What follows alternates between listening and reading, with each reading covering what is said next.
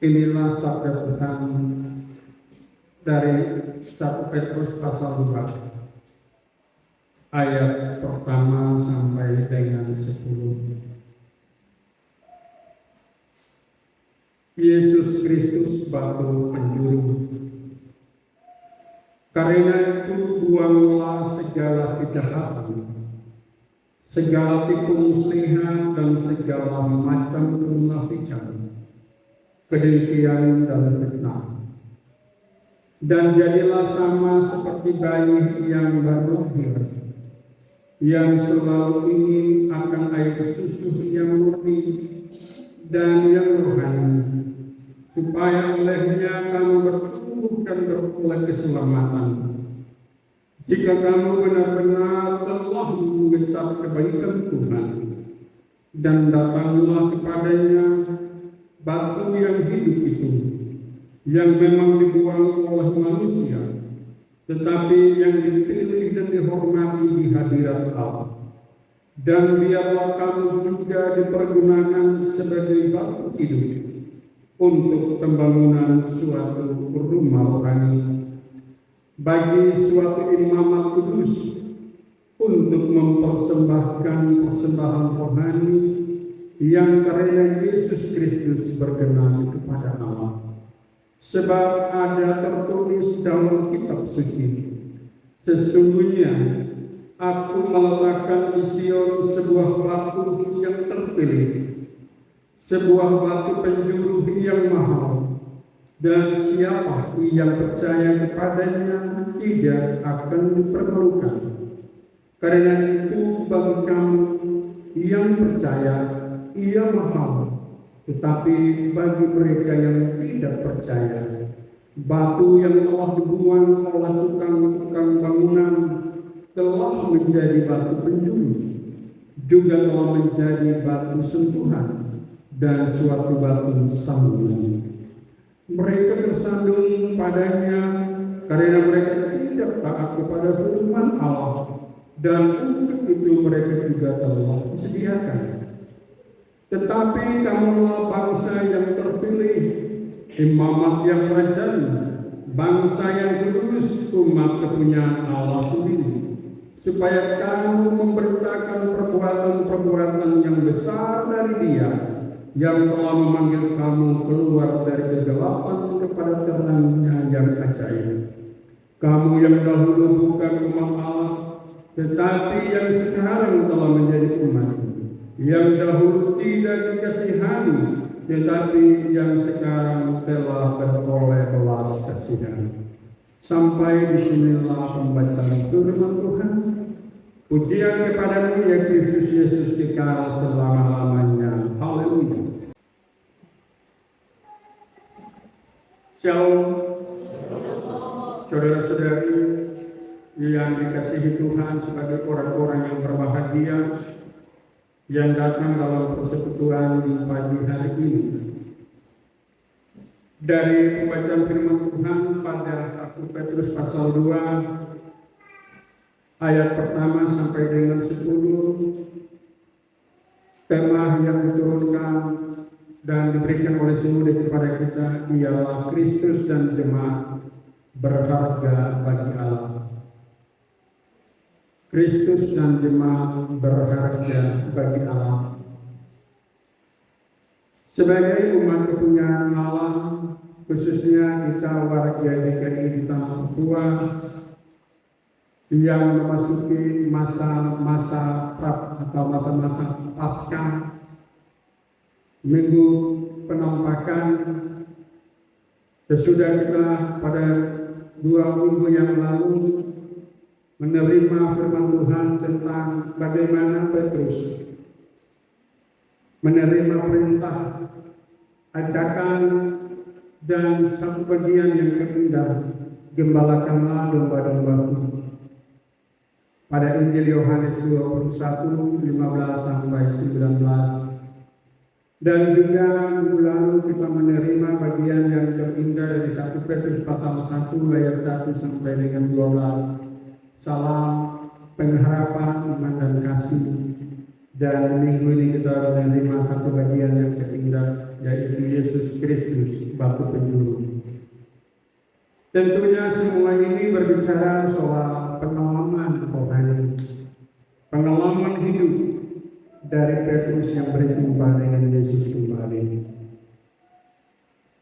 Rasul Petrus dalam penulisan ini lebih banyak berbicara tentang bagaimana perjumpaan secara pribadi dia dengan Yesus.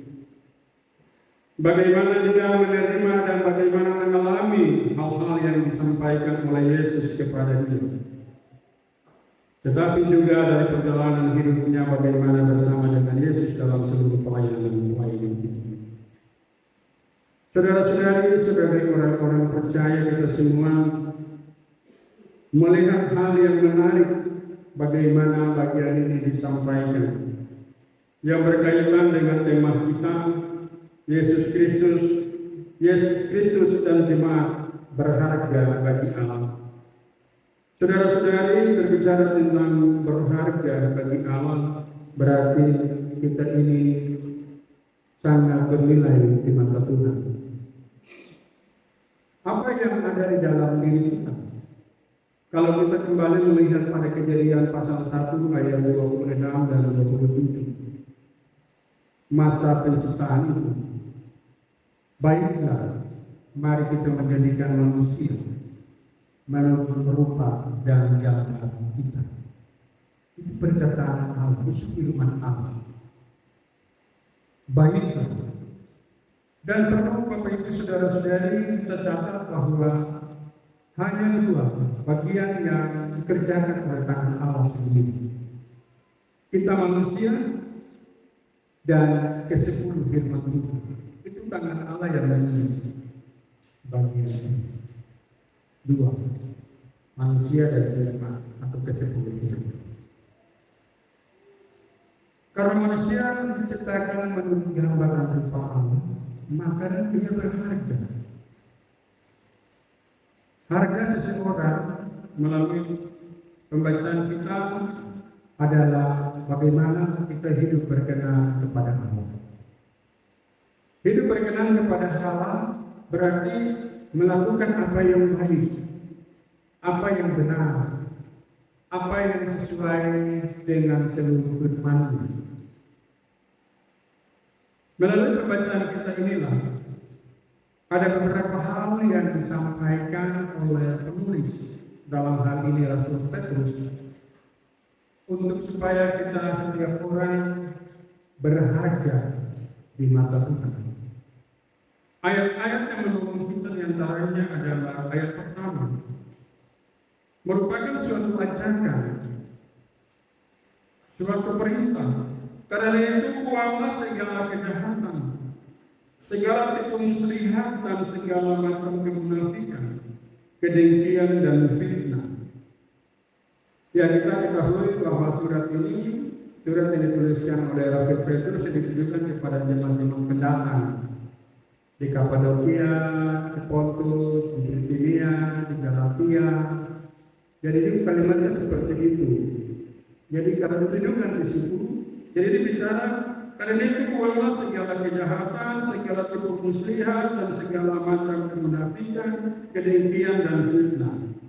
Ini yang dilihat dan dijumpai oleh Petrus, bahwa jemaat-jemaat ini, kampung-kampung ini, kota-kota ini, kehidupan umat Tuhan di sana ada banyak hal-hal yang tidak baik, yang dirangkum, yang disimpulkan oleh Petrus dan disampaikan. Ini kalau kamu berharga, ini kamu harus buat, kamu harus keluarkan, kamu harus pisahkan atau tinggalkan dari kebiasaan hidup. Ini baru bagian-bagian yang dilihat oleh Petrus bicara. Tidak bicara tentang semua. Di bagian ini Petrus berbicara kamu harus buang kejahatan, segala tipu muslihat dan segala macam kemunafikan, kedengkian dan fitnah. Ya nanti Bapak Ibu saudara-saudara kita bisa terjemahkan munafik itu seperti apa, fitnah seperti apa, lalu dengki itu seperti apa, itu sendiri tahu. bisa lihat dari ciri-ciri orang, bisa lihat dari gaya-gaya orang, gerak-gerik orang itu sudah tebak. Ngomong orang ini begini, ini begitu. Lalu hal yang berikut di ayat 2 dengan 3 dibilang dengan luar biasa. Dan jadilah sama seperti bayi yang baru lahir, yang selalu ingin akan air susu yang murni dan yang rohani, supaya olehnya kamu bertumbuh dan beroleh keselamatan. Ayat 3, jika kamu benar-benar telah mengecap kebaikan Tuhan. Jadi gambaran ini Petrus bilang kamu seperti bayi, minum susu, terus kamu harus juga menerima hal rohani, makanan rohani, air susu yang murni dan yang rohani. Ini bagaimana? Artinya, Bapak Ibu Saudara dan saya, manusia hidup itu bukan dari roti saja, bukan dari makan mie secara jasmani saja, tapi juga manusia hidup itu dari hal-hal rohani. Itu yang Tuhan Yesus bilang dalam Matius 4 ayat 4. Ada tertulis, manusia hidup bukan dari roti saja, melainkan dari setiap firman yang keluar dari mulut Allah. Jadi kita bisa hidup secara jasmani, makan minum, itu hidup di dunia.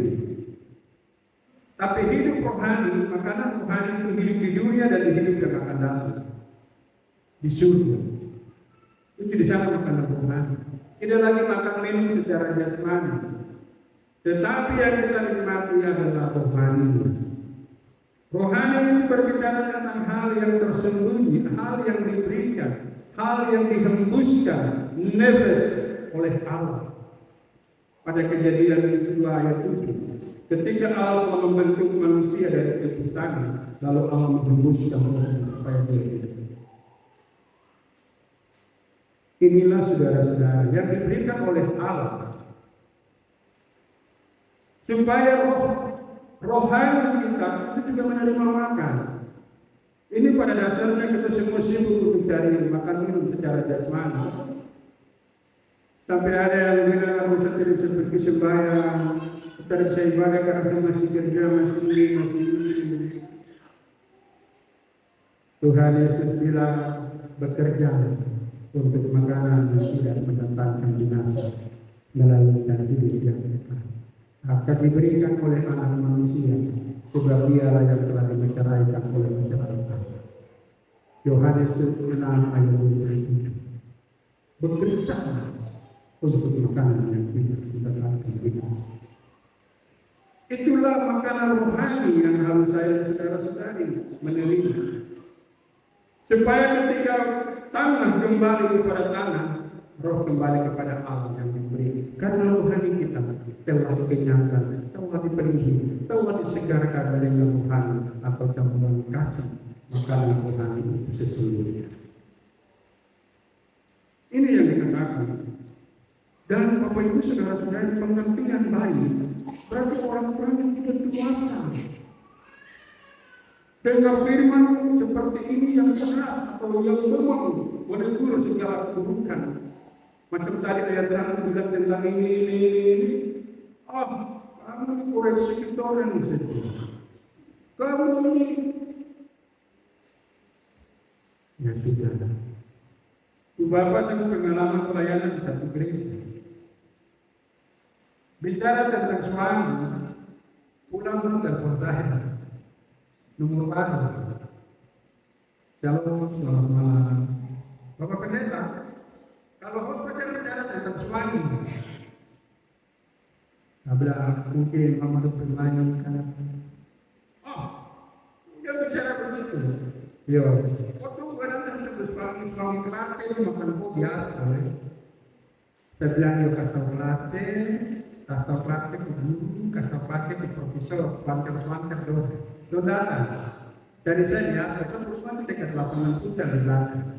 Dan kalau saya ke rumah lain ya, saya rumah saja ya. Kok kayak lebih sejauh? Saudara yang hebat Tuhan Yesus. Dengar kata Tuhan Yesus langsung mati suatu bicara dan berbeda. Itu untuk keluar itu punya Yesus hidup. Dia kasih kita makanan Tuhan, dia tinggal di dalam kita. Untuk kita bersuara. Lalu Bapak Ibu saudara-saudari, inilah kenyataan, realitas. Itu bicara soal dewasa, menuju kepada dewasa Tuhan. Orang tidak mau. Orang lebih senang ada dalam kebiasaan dan keburukan hidup. Saya datang sembahyang itu hanya sebagai orang Kristen saja, untuk berubah menjadi milik Tuhan. Inilah ayat 2 dan 3 yang mau kita. Lalu di ayat 4 dengan jelas juga dikatakan sama bagi yang itu. Dan datanglah kepadanya batu yang hidup itu, yang memang dibuat oleh manusia, tetapi yang dipilih dan dihormati di dalam hadirat Allah. Dan biarlah kamu juga dipergunakan sebagai batu hidup untuk pembangunan suatu rumah rohani bagi suatu imamat kudus, untuk mempersembahkan persembahan rohani yang karena Yesus Kristus berkenan kepada Allah. Ya, kalau orang percaya, kita semua kumpul begini kan, bagus dong. Itu sembahyang, ibadah, baik KSP, baik usul dan pemalas. Saja kita semua coba buka dalam Yohanes 17 ayat 20 sampai 23. Coba kita baca di situ. Kalau orang percaya berkumpul itu ada apa? Orang percaya datang beribadah itu ada apa? Adik-adik di multimedia, Yohanes pasal 17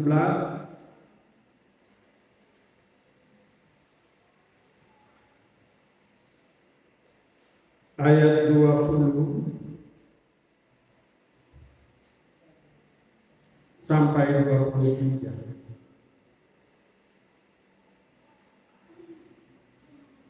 Sudah? Ada seorang pemuda kan? Pemuda baca tulisan ini dengan keras, dengan kuat, berdiri membaca. Sudah dibayangkan? Belum, Yohanes 17, 20, 23.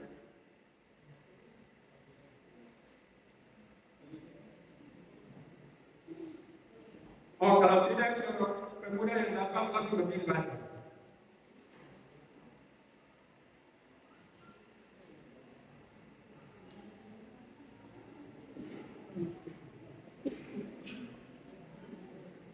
Kalau tidak ada pelayan membacakannya, semua mengikutinya. Dan bukan untuk mereka ini saja aku berdoa, tetapi juga untuk orang-orang yang percaya kepada kuasa pemberitaan mereka, supaya mereka semua menjadi satu, sama seperti Engkau, ya Bapa, di dalam aku dan aku di dalam Engkau, agar mereka juga di dalam kita, supaya dunia percaya bahwa Engkaulah yang telah mengutus aku. Dan aku telah memberikan kepada mereka kemuliaan yang Engkau berikan kepadaku, supaya mereka menjadi satu sama seperti kita adalah satu. Aku di dalam mereka dan Engkau di dalam aku, supaya mereka sempurna menjadi satu, agar dunia tahu bahwa Engkau yang telah mengutus aku dan bahwa Engkau mengasihi mereka sama seperti Engkau mengasihi aku. Jadi kalau orang percaya bersatu, itu ada kemuliaan. Kita semua kumpul begini menyanyi, kita berdoa. Orang yang ada di atas ini, yang biasa gabung kita ada di sekitar ini, atau ini, dia akan pergi. Takut. Itu yang Gus bilang. Untuk orang Kristen saya takut, tapi doa orang Kristen saya takut. 2000 tahun 2000 dibicara. Untuk orang Kristen saya takut, tapi doa orang Kristen saya takut. Kalau orang Kristen semua seperti ini, kita hidup bersama pada puas. Kau duduk sendiri di rumah, kau berdoa ada masalah, kau sendiri tambah berat. Jadi kalau ada pergumulan, ada masalah, datang dalam persekutuan. Tuhan Yesus bilang di Matius 11:28, "Kemarilah kepadaku semua yang letih lesu dan berbeban berat." Jadi jangan diam di rumah. Firman hari ini mengajar kita seperti itu. Ini ada begini, ada begitu, sudah diam di rumah. Kenapa kau tak pergi sembahyang satu masalah? Kamu masalah sendiri kamu. Masalah itu boleh datang. Tapi kalau kau tak cerita itu tidak apa-apa. Kamu dengar orang yang pimpin ibadah. Tuhan, kami berdoa untuk semua yang hadir dengan pergumulan yang mereka sedang sampaikan dari lubuk hati mereka yang paling dalam. Tuhan tahu. Walaupun kau tidak kasih pokok doa itu. Ini tidak mau datang sembahyang. Bagaimana kau masalah Tuhan mau? Kau duduk sendiri di rumah, kau duduk sendiri di kamar, kau melamun sampai nanti baru terbaik masuk.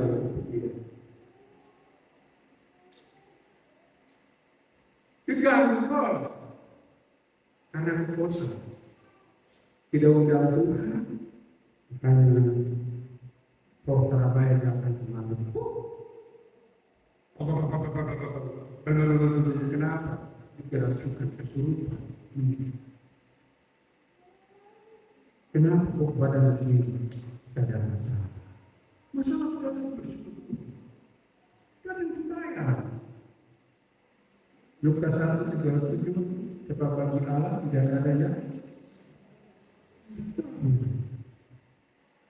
Jadi ini kita semua ini Tuhan mau jadi batu. Gospel ini bisa ada di kita butuh batu bata sekian ribu. Tidak mungkin satu batu bata. Satu terkenal kecil-kecil di sebelah sini.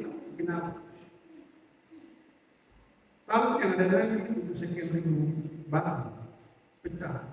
Kalau satu batu tidak mungkin naikkan. Itu tujuan orang percaya. Supaya kita berharga ada dalam persekutuan.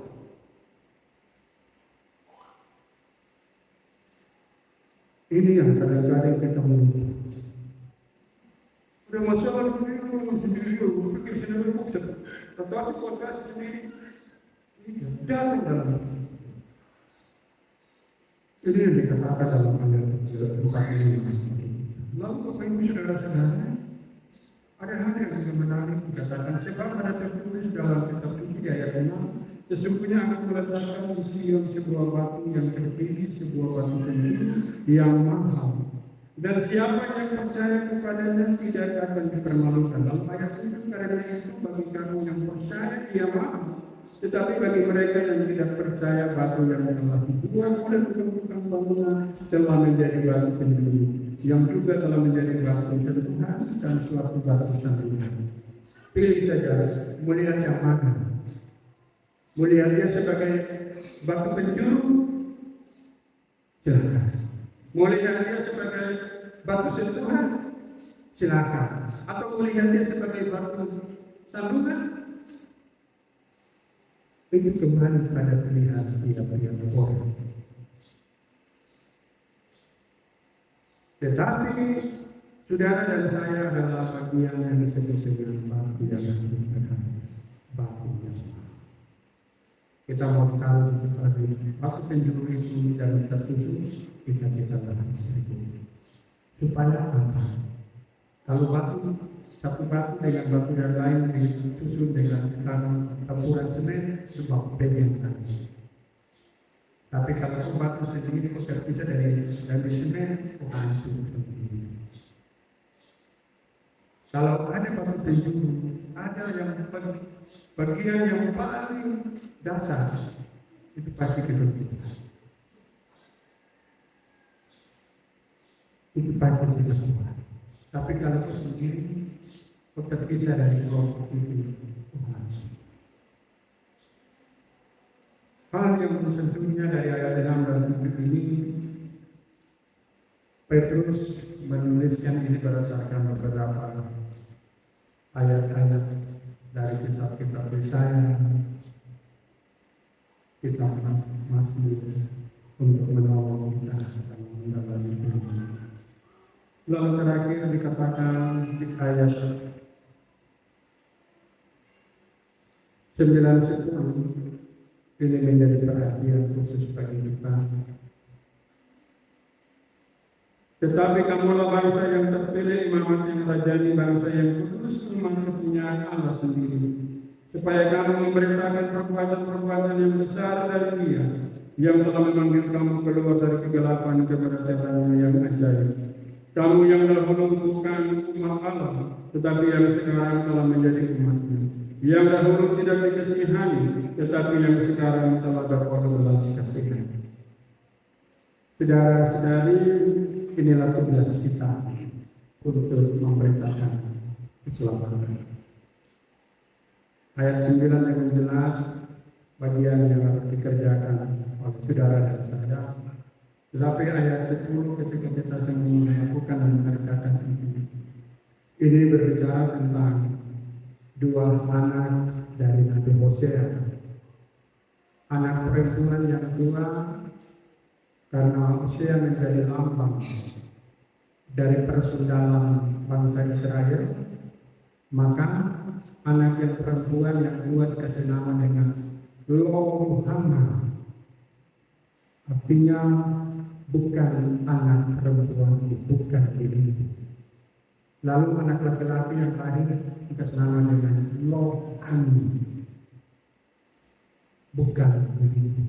Laki-laki ini bukan kepunyaan. Ini lambang dari persundalan yang dilakukan oleh orang Israel, sehingga Tuhan tidak menerima baik laki-laki maupun perempuan. Lo-ruhama dan Lo-ami. Tetapi sesudah orang Israel bertobat, orang Israel kembali kepada Tuhan, maka tulisan atau penyebutan Lo itu hilang, menjadi ruhama dan ami, menjadi milik, menjadi kepunyaan Tuhan. Lo itu berarti tidak atau bukan. Lo-ruhama menjadi ruhama dan Lo-ami menjadi ami. Itu sebabnya Tuhan Yesus juga berbicara dalam Matius 12 ayat 50. Barang siapa melakukan kehendak Bapa-Ku di surga, dialah saudaraku laki-laki, dialah saudaraku perempuan, dan dialah hidup. Dari Hosea bicara tentang, Tuhan bicara kepada Hosea tentang Lo-ruhama, Lo-ami. Dan ketika mereka Israel kembali kepada Tuhan, maka mereka menjadi ruhama dan ami. Sudah itu Tuhan Yesus bilang, barang siapa melakukan kehendak Bapa-Ku di surga, dialah saudaraku laki-laki, dialah saudaraku perempuan. Nanti buku nanti semua bicara ini. Inilah supaya ketika dia katakan engkau saudaraku, engkau saudariku, luar biasa. Karena kita mendengar firman-Nya, karena kita melakukan dan mengerjakan pekerjaan keselamatan itu. Pergilah, jadikanlah semua bangsa itu. Ajarlah mereka melakukan segala sesuatu yang telah diperintahkan kepada-Nya. Itu semua yang berfirman. Tiap minggu, tiap ibadah itu, KSP, itu juga bicara itu kepada kita.